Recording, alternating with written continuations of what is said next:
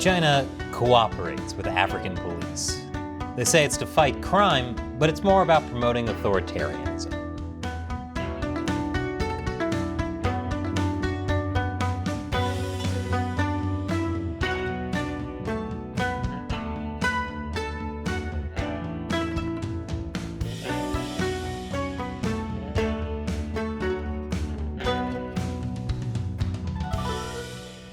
Welcome to China Uncensored, I'm Chris Chappell. When it comes to police brutality, very few are as brutal and efficient as China. Geez, another episode that's going to get demonetized. China spends more on police to control its 1.4 billion people than on defense. Why focus on only perfecting authoritarian policing domestically when you can also spread it abroad? All right, we're taking the show on the road. I wonder if the CCP will make any CCP Authoritarian Policing World Tour 2023 shirts. They can use them to blackbag people. In his keynote speech at the 2017 Interpol General Assembly, Chinese leader Xi Jinping said, "There are many inconsistencies in the current global security governance system, which should be reformed and improved." And how should it be improved? Well, in China's mind, everyone should look to China's Ministry of Public Security, or MPS, as a role model. This is the same government entity that does everything from censoring the internet to spying on Chinese citizens and even kidnapping political dissidents and minorities. Also in 2017, the Chinese Communist Party called on MPS to actively build a law enforcement security cooperation system with Chinese characteristics. What better place to build that than in Africa? Well, the real better place would be absolutely nowhere, but sure, Africa, why not? They haven't had enough troubles. Despite the fact that most African citizens demand democracy and reject authoritarianism, many African leaders are more than happy to work with China on things like security and policing. According to Paul Nanton-Ya, a researcher at the Africa Center for Strategic Studies, around 40 African countries have some kind of agreement with Chinese public security agencies. This includes 13 with extradition treaties, which is up from 0 in 2018. More on that later. One of the ways China's helping Africa with policing is to give it the tools to do so. Between 2003 and 2017, African countries secured $3.5 billion in Chinese loans from public security, including surveillance systems, national security networks, and other security wares like anti-riot gear. This figure is almost certainly an undercount given that the bulk of this equipment is included in military sales. Ah yes, the same and only reason anyone likes the CCP. China is also building police stations. In 2020, the Heritage Foundation reported that Chinese companies have built, expanded, or renovated at least 32 military or police stations, as well as dozens of other government buildings. But African nations don't need to worry. China definitely wouldn't snoop on them. I'm of course being sarcastic. China is nosier than what would come out if Snuffleupagus and Gonzo had a baby. China's training African police as well. In fact, according to the Center for American Progress, Africa received the second largest amount of training from China's MPS training sessions after only Asia. I assume the entire training session is just saying, rights are just recommendations, and if they disagree, just hit them harder. Congrats, you just graduated. Chinese state-run media claims that between 2018 and 2021, China has trained over 2,000 African law enforcement officers in China. And this isn't just about technical skills. China's big on promoting policing with Chinese characteristics. African police are learning Chinese policing norms, i.e. authoritarianism. I mean, the Chinese trained police in Hong Kong and the Solomon Islands sure have. Magistrates and lawyers are also getting training in China. You know, China known for the rule of law. I assume their entire training session is just saying, rights are just recommendations, and if they disagree, just hit them harder. Congrats, you just graduated. In an academic article in the African Review, Nanton-Ya points out the China Law Society, African Law Institutes in Xiangtan University, and the Academy for International Business Officials within the Chinese Ministry of Commerce have trained over 40,000 young African lawyers since 2007. Meanwhile, other programs like the Africa Young Legal Professionals Exchange Program, China Research Center on Legal Diplomacy, and China-Africa Legal Cooperation Forum train African lawyers as well. mostly for helping China's Belt and Road Initiative in the legal realm. And if people can't afford to go to China, then there's always the option of getting Chinese training at home. Nantuya states, a joint program of Algeria's Ministry of Interior and local authorities and the Chinese Academy of Governance graduated over 400 Algerian police, law enforcement, and civil service personnel between 2015 and 2018. Isn't that nice? China will eventually come to you, especially if you're Taiwan. Fujian Police College launched a similar training program in 2019 in South Africa.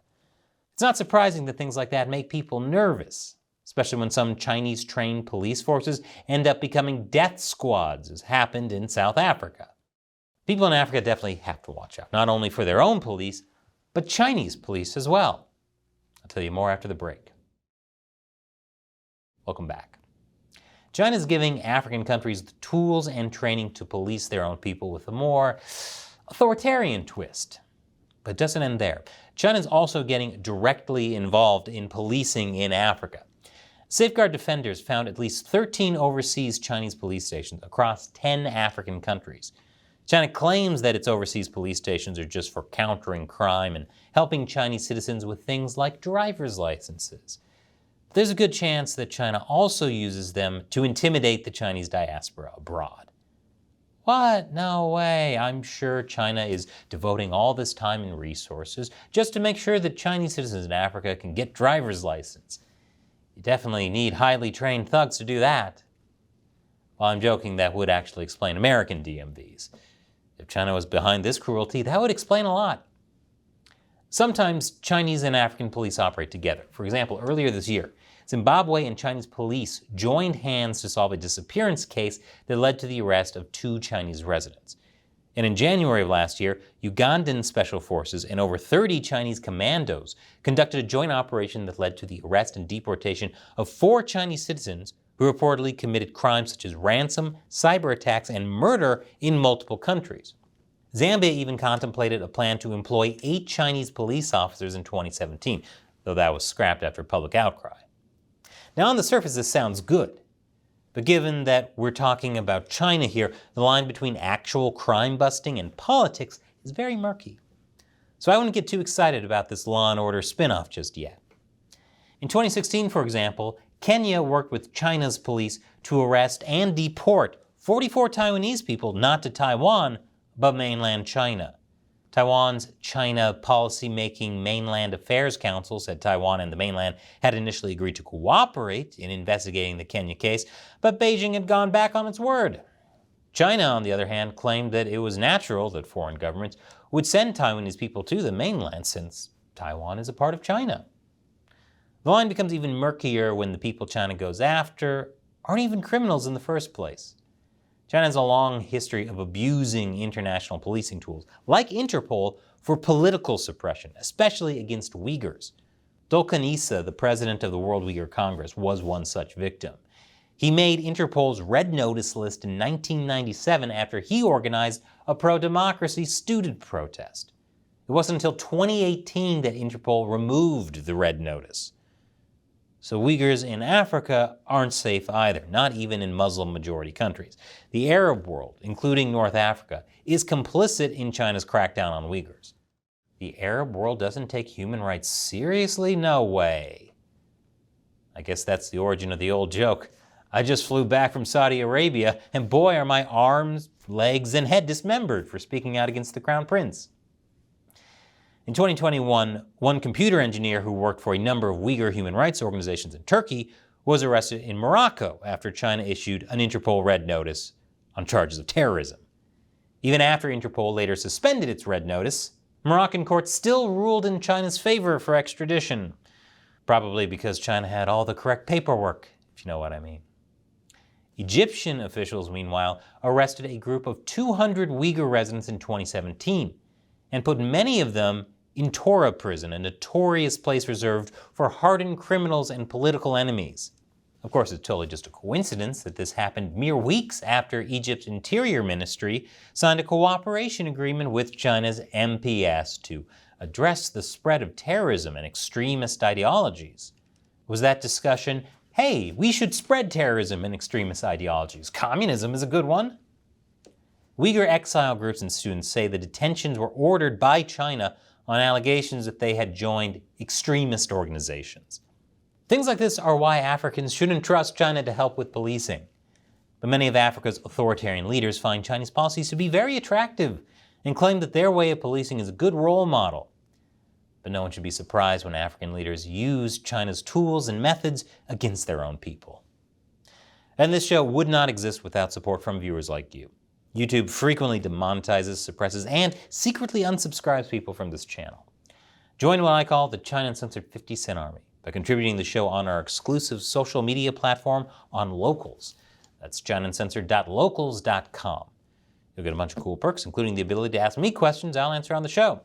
And today's question comes from, I'm going to call you Bob. With Elon Musk working with the CCP and suggesting Taiwan gets integrated, what do you think would happen to Tesla if TSMC stops making chips for them?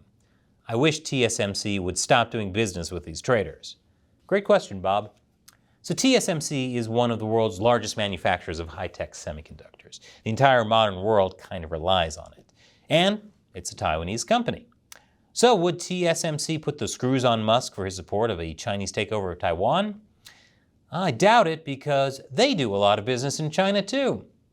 They even recently got a special license to continue selling to China despite US restrictions. So I wouldn't be surprised if, like Musk, many top folks in TSMC are also in favor of a peaceful surrender to China.